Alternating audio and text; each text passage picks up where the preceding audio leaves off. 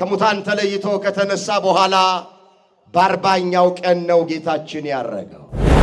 አምላክ በእልልታ እግዚአብሔር በመለከት ድምፅ አረገ።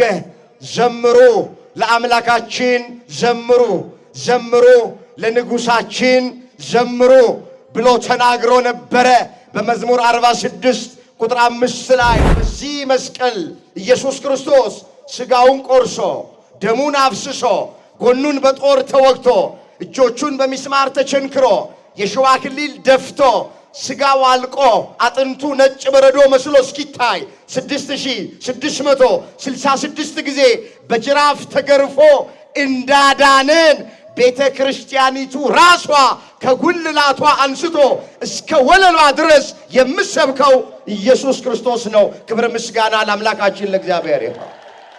ጌታችን በአርባኛው ቀን ደቀ መዛሙርቱ እያዩት አረገ፣ ወደ ሰማይ ወጣ።